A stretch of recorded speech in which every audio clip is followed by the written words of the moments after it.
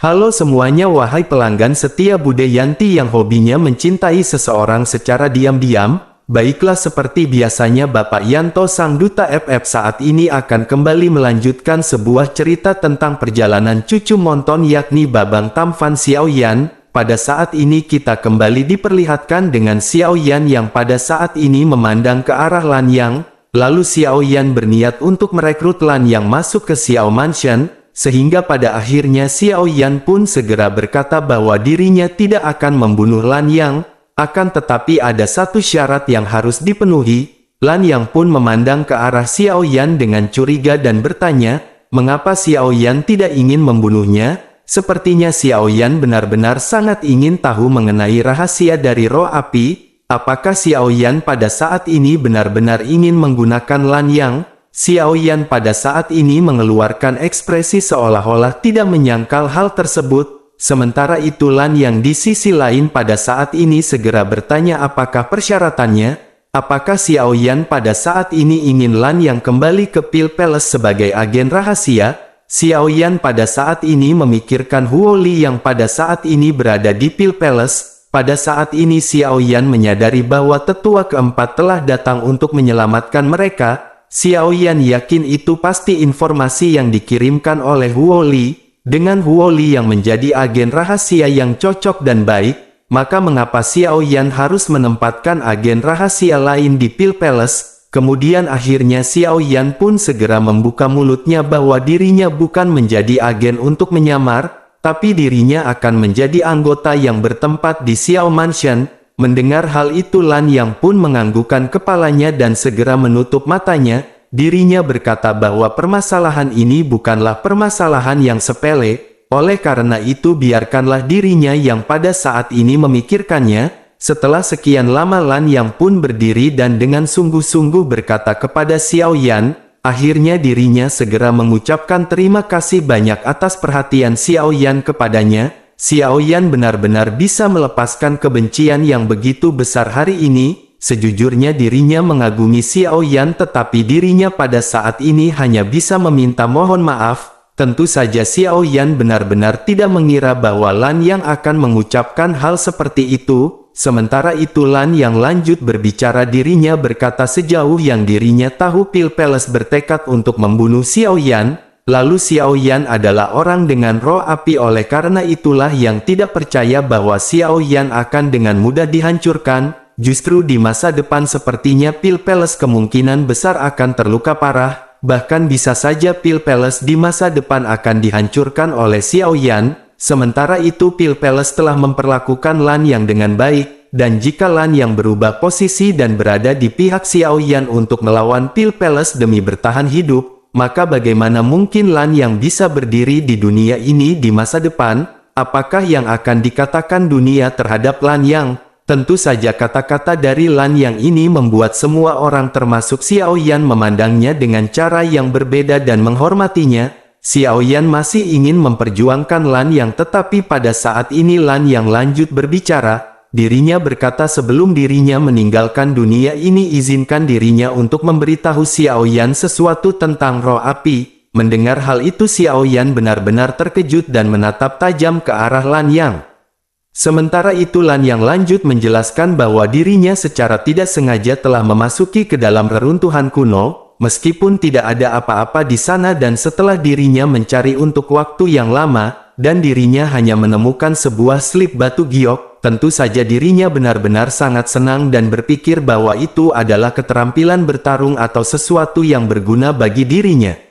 Tetapi setelah membacanya dengan cermat dirinya telah menemukan bahwa itu adalah sejenis hal spiritual yang disebut roh api. Meskipun dirinya bukan berasal dari ras manusia dan dirinya tidak tertarik dengan api surgawi, akan tetapi meskipun begitu dirinya masih terkejut dengan catatan roh api pada slip batu giok tersebut. Jadi orang yang menuliskan hal ini adalah seorang Dodi bintang 8 dari umat manusia. Dirinya menuliskan di slip batu giok itu bahwa dirinya melihat dengan matanya sendiri makhluk spiritual yang terkondensasi dari energi api surgawi yang paling murni. Api surgawi ini benar-benar membunuh semua ras manusia, ras monster dan ras iblis yang bertempur. bahkan Dou di bintang 9 telah sepenuhnya musnah dan ada banyak Dou di yang tidak tertandingi di puncak bintang 9 benar-benar habis. Lalu api yang terkandung dari roh api ini benar-benar jauh lebih kuat jika dibandingkan dengan api surgawi yang ada. Kemudian orang yang menuliskan hal ini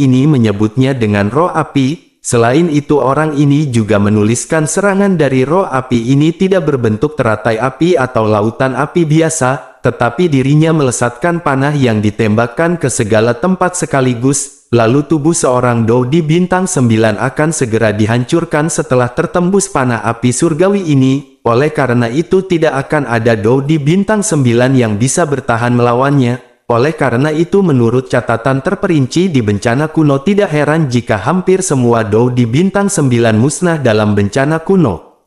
Ketika mendengar hal ini semua orang pun seketika memandang ke arah Xiao Yan dengan heran dan terkejut. Mereka berpikir bukankah itu seperti seorang Dou Xian? Xiao Yan memiliki semangat api dan tidak heran bisa menciptakan begitu banyak keajaiban yang tidak terbayangkan. Oleh karena itu tidak heran juga Xiao Yan memiliki begitu banyak kemampuan yang telah mereka lihat. Sementara itu Xiao Yan pada saat ini memikirkan Zhan Lao dan pagoda. Xiao Yan sudah samar-samar merasakan dari penampakan misterius pagoda dan Zhan Lao. Selain itu Zhan Lao juga telah membawanya ke pemakaman iblis untuk melihat sisa-sisa jiwa dari Kaisar Iblis Tua. Selain itu ada juga kemunculan tiba-tiba dari King Lin di pagoda spiritual. Memikirkan hal ini Xiao Yan menyadari sepertinya seseorang telah menyiapkan segalanya untuk Xiao Yan, sehingga Xiao Yan pada saat ini mau tidak mau terlintas untuk bertanya, apakah orang itu adalah Dou Xian?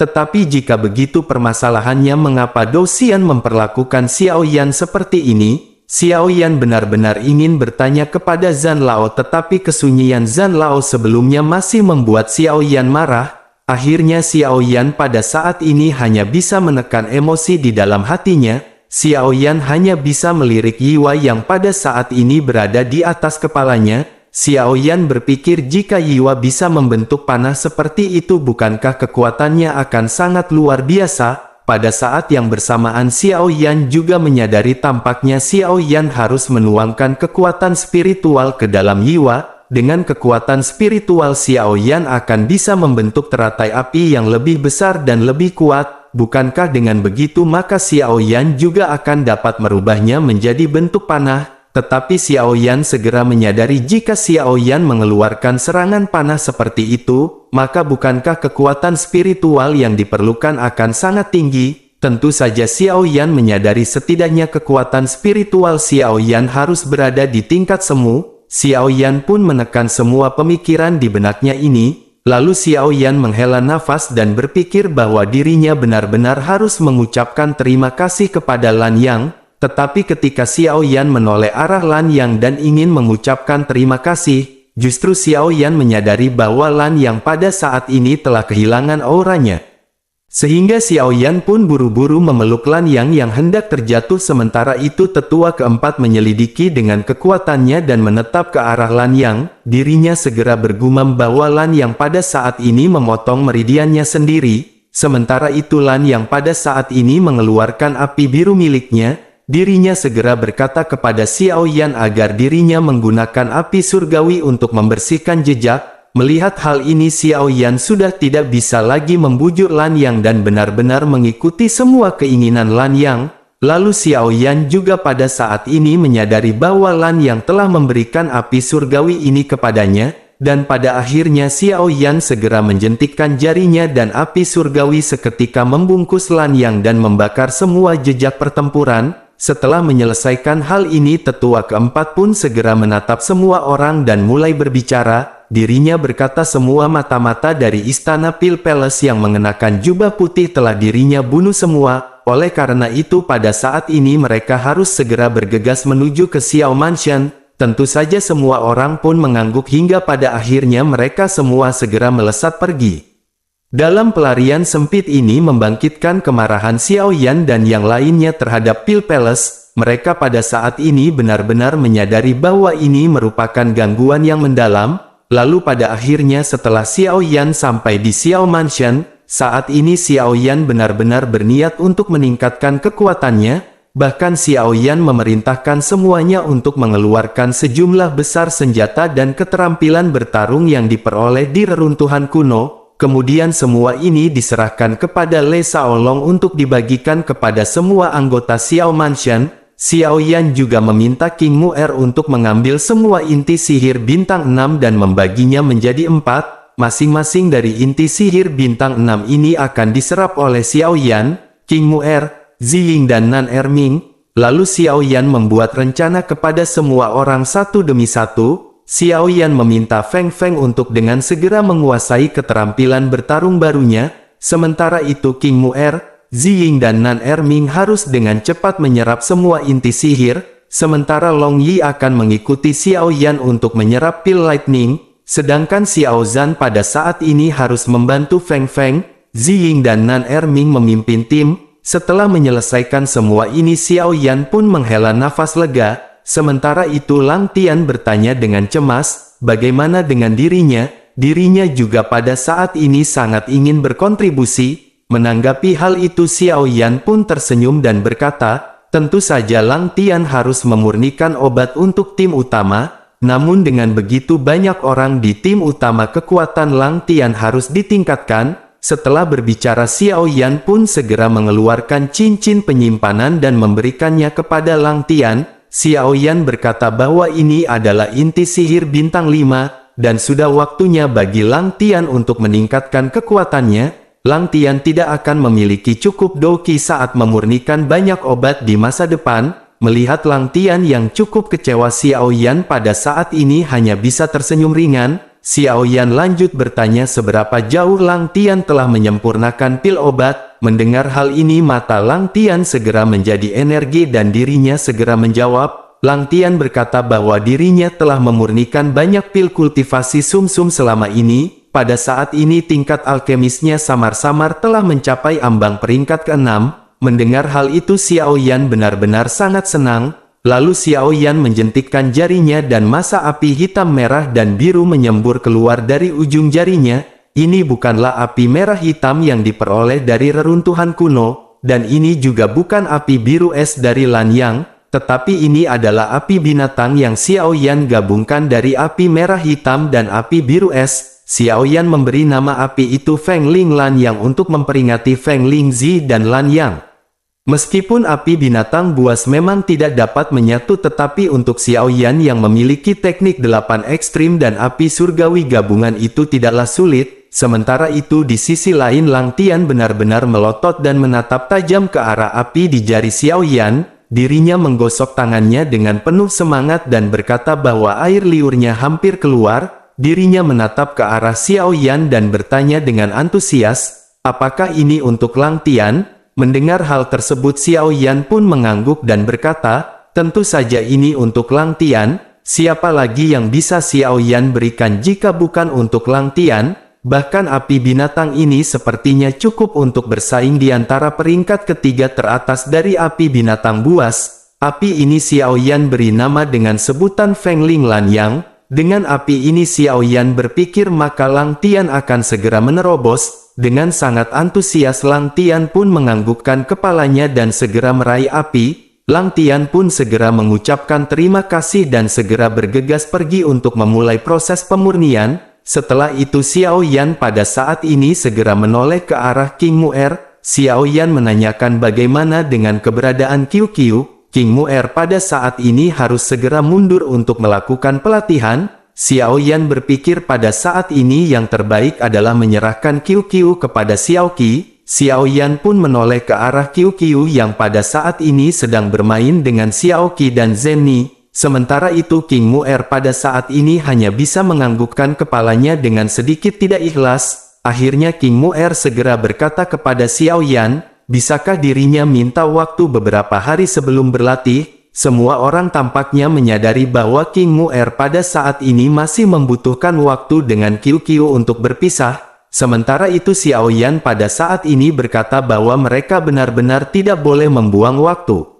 Di sisi lain menyadari perasaan dari King Mu'er, Zenni pada akhirnya segera membuka mulutnya untuk membantu King Mu'er. Zenni bertanya kepada Xiao Yan, mengapa mereka pada saat ini tidak beristirahat terlebih dahulu? Setelah itu dirinya pun menoleh ke arah Feng Feng dan bertanya, bukankah pada saat ini Feng Feng mendapatkan banyak hadiah? Jika begitu permasalahannya mengapa mereka pada saat ini tidak segera merayakannya? Menanggapi hal itu Xiao Yan pada saat ini melirik ke arah semua orang yang tampak bersemangat untuk berpesta. Xiao Yan hanya bisa menghela nafas dan memutuskan untuk mengadakan perjamuan merayakan semua keberhasilan mereka. King Mu'er juga pada saat ini merasa sangat senang dan segera berlari menuju ke arah Qiu. Lalu pada akhirnya semua orang segera melakukan pesta dan berbincang-bincang santai. Saat ini mereka merilekskan tubuh dengan meminum intisari dan abidin, dan dalam beberapa hari kelompok Xiao Yan benar-benar memanjakan diri masing-masing.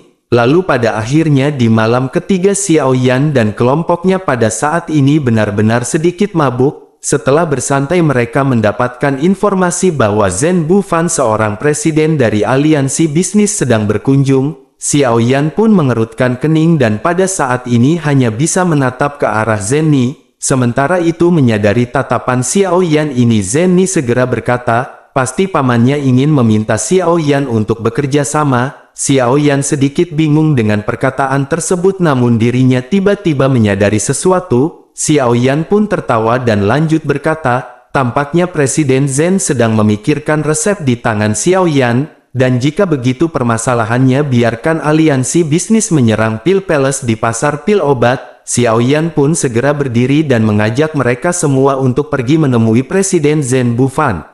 Lalu singkat cerita mereka pun pada saat ini telah bertemu dengan Zhen Bufan dan saling berbincang-bincang santai. Setelah beberapa putaran teh Zhen Bufan pada akhirnya segera mulai berbicara lebih serius. Dirinya berkata bahwa dirinya telah mendengar tentang fakta pil Palace yang mengirim orang untuk membunuh Xiao Yan. Zhen Bufan merasa Xiao Yan tentu saja tidak tahan dengan semua ini. Menanggapi hal itu Xiao Yan hanya bisa tersenyum dan berkata, apalagi yang bisa Xiao Yan lakukan, dengan Xiao Mansion yang sekecil ini apakah bisa bersaing dengan pil Palace? Dengan nada bercanda Xiao Yan segera bertanya, apakah Presiden Zhen ingin membantu membalas dendam untuk Xiao Mansion?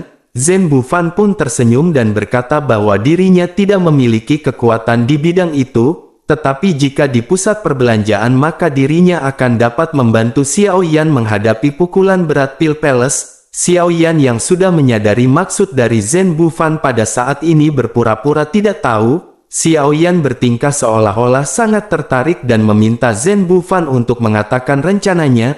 Melihat Xiao Yan yang seperti ini Le Shaolong dan semua orang benar-benar tertawa di dalam hati mereka. Sementara itu Zhen Bufan sangat puas dengan ekspresi yang ditunjukkan oleh Xiao Yan. Akhirnya Zhen Bufan segera berkata bahwa Xiao Yan tentu tahu bahwa selama bertahun-tahun meskipun aliansi bisnis mengambil banyak saham di pasar obat mujarab pemulihan kelas bawah, tetapi bahan obat mujarab menengah ke atas masih dipegang oleh pil Palace. Pasar tersebut sulit diguncang oleh aliansi bisnis karena mereka tidak memiliki pil tingkat menengah ke atas. Oleh karena itu jika Xiao Yan bisa masuk dengan resep tingkat tinggi, maka tentu saja tidak perlu banyak pil tingkat tinggi yang Xiao Yan masukkan, dan selama ada satu jenis pil sangat bagus itu pasti akan memberi pil Palace pukulan besar. Menanggapi hal itu Xiao Yan pada saat ini merenung dan berpikir pil apa yang akan Xiao Yan keluarkan. Zhen Bufan pada saat ini tersenyum melihat Xiao Yan yang berpikir. Dirinya berkata bahwa pil peremajaan yang Xiao Yan lelang terakhir kali sangatlah bagus. Xiao Yan seketika menatap ke arah Zhen Bufan dan berpikir benar saja dirinya menginginkan pil ini. Namun Xiao Yan menyadari bahwa pil peremajaan ini benar-benar obat mujarab yang diimpikan setiap wanita. Semua orang sepertinya telah melihat adegan mendidih para wanita di seluruh daratan berebut pil peremajaan. Xiao Yan menyadari bahwa ide ini benar-benar sangat bagus tetapi Xiao Yan memiliki kekhawatiran. Akhirnya Xiao Yan dengan tulus berkata bahwa dirinya mengagumi visi dari Presiden Zhen yang begitu akurat, tetapi memurnikan pil peremajaan ini membutuhkan buah kehidupan yang langka dan darah naga begitu juga dengan darah Phoenix sehingga sulit untuk dimurnikan dalam jumlah besar. Mendengar hal ini Zhen Bufan pun merenung sejenak. dirinya bertanya berapa banyak buah kehidupan yang dibutuhkan oleh Xiao Yan. Dengan satu buah kehidupan maka Xiao Yan akan bisa menghasilkan berapa pil, selain itu berapa persenkah tingkat keberhasilan memurnikan pil tersebut. Pada saat ini Xiao Yan merenung mendengar pertanyaan dari Zhen Bufan. Xiao Yan menyadari dengan api baru milik Lang Tian, maka dirinya bisa menjamin tingkat keberhasilan mencapai 90%, tetapi Xiao Yan berniat untuk tidak mengatakan yang sebenarnya. Bagaimanapun Xiao Yan membutuhkan buah kehidupan untuk memurnikan pil tingkat tinggi lainnya. Xiao Yan membutuhkan bahan-bahan ini untuk memurnikan yang lain. Akhirnya Xiao Yan pun segera berkata bahwa tingkat keberhasilannya 50%. Selain itu satu buah kehidupan akan dapat menopang 2 pil peremajaan. Mendengar hal itu Zhen Bufan tentu saja tidak tahu apa yang baru saja dipikirkan oleh Xiao Yan, tetapi dengan kemampuan Xiao Yan di Xiao Mansion tentu saja keberhasilannya lebih dari 50%, namun dirinya pada saat ini menganggukkan kepalanya dan berkata bahwa dengan teknik alkemis tingkat 6 Xiao Yan, lalu tingkat keberhasilannya benar-benar hanya 50%, maka hal itu benar-benar menunjukkan bahwa pil peremajaan ini benar-benar luar biasa. Tetapi meskipun begitu Xiao Yan pada saat ini tidak perlu khawatir, karena dengan kemampuan aliansi bisnis mereka tidak peduli seberapa langka buah kehidupan, maka dirinya akan bisa membawa 100 buah dalam waktu yang singkat. Dirinya juga akan menyiapkan semua bahan yang diperlukan dan membawakannya kepada Xiao Yan. Menanggapi hal itu Xiao Yan pun tersenyum dan berkata jika begitu permasalahannya maka Xiao Yan benar-benar ingin tahu metode apa yang akan Presiden Zhen rencanakan. Menanggapi pertanyaan Xiao Yan ini Zhen Bufan mengangguk dan bergumam bahwa dirinya masih ingat jelas sensasi yang disebabkan oleh pelelangan dari pil peremajaan. Hal ini akan bisa membuat semua wanita tergila-gila. Bahkan banyak pengusaha akan berpikir bahwa itu adalah komoditas yang langka. Berdasarkan dari kehebohan sebelumnya maka pada saat ini dirinya memiliki rencana. Pertama dirinya akan menghubungi 2 orang yang memenangkan pil peremajaan terakhir kali. Dirinya meminta mereka untuk datang dan mempromosikan pil peremajaan. Selain itu seluruh publisitas akan segera tersebar di benua Dodi. Lalu dirinya ingin semua orang tahu rumah lelang aliansi bisnis akan melelang pil peremajaan obat suci. Dirinya akan menyisipkan informasi bahwa ini membuat semua orang bisa muda dan cantik, akan tetapi mereka tidak akan mengungkapkan secara spesifik waktu pelelangan.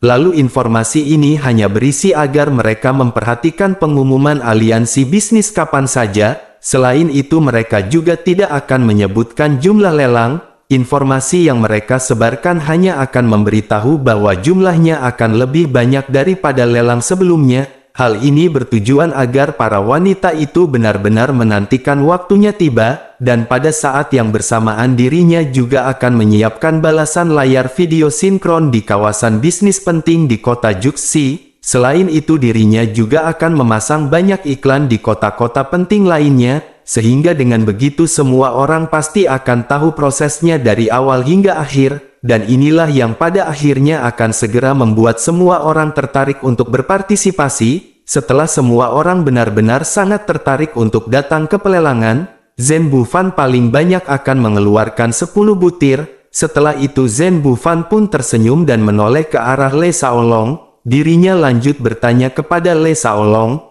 Menurutnya adegan seperti apakah yang akan terjadi pada saat itu? Le Shaolong pun tersenyum dan berkata bahwa itu tidak perlu dikatakan. Begitu seorang wanita menjadi gila maka dirinya sama sekali tidak masuk akal. Oleh karena itu pelelangan ini pasti akan terjadi lagi dan lagi. Mendengar hal tersebut Zhen Bufan segera menoleh ke arah Zhen Ni dan bertanya, menurut Zhen Ni berapakah harga yang harus mereka berikan? Zhen Ni menyadari maksud dari Zhen Bufan dan segera menjawab pertanyaannya. Zhen Ni berkata bahwa lelang terakhir yang dilakukan di rumah lelang tertutup tanpa publisitas sebelumnya.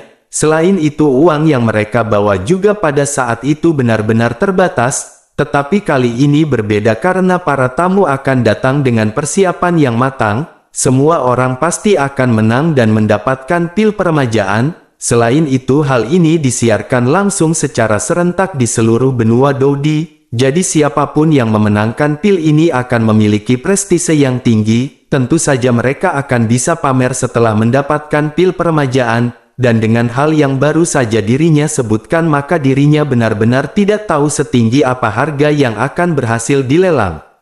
Mendengar hal tersebut ekspresi sangat puas segera muncul di wajah Zhen Bufan, sementara itu di sisi lain pada saat ini Xiao Yan masih bingung. Xiao Yan berpikir dari aspek mana mereka akan menyerang Pil Palace. Akhirnya Xiao Yan pun segera mulai bertanya kepada Zhen Bufan. Xiao Yan berkata jika hanya seperti itu bukankah mereka hanya akan menghasilkan lebih banyak uang, namun menghasilkan banyak uang hanya membuat Pil Palace cemburu. Hal itu benar-benar tidak bisa mencapai tujuan mereka untuk menyerang Pil Palace. Mendengar hal itu Zhen Bufan dengan bangga segera berkata bahwa Xiao Yan benar-benar salah. Xiao Yan pada saat ini harus mendengar analis Zhen Bufan untuknya. Bukankah Xiao Yan menyadari bahwa semua sangat menginginkan pil peremajaan? Dengan begitu bukankah mereka akan mencoba untuk mengumpulkan uang?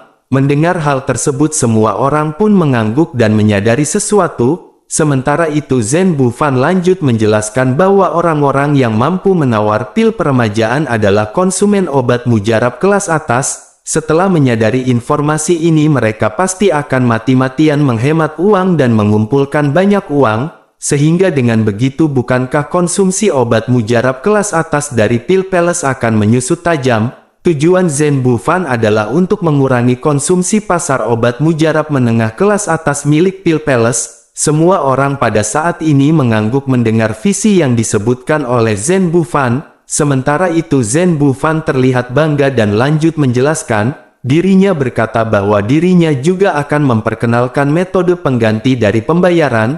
Dirinya akan mendorong semua orang untuk menggunakan buah kehidupan agar bisa ditukar dengan pil peremajaan. Semua orang seketika terkejut dengan apa yang baru saja disebutkan oleh Zhen Bufan. Mereka tidak tahu apa yang dipikirkan oleh Zhen Bufan mengenai hal ini. Sementara itu Zhen Bufan lanjut menjelaskan meskipun buah kehidupan sulit ditemukan tapi mereka tidak terlalu langka. Benua Dodi ini sangat besar sehingga banyak orang masih memiliki buah kehidupan.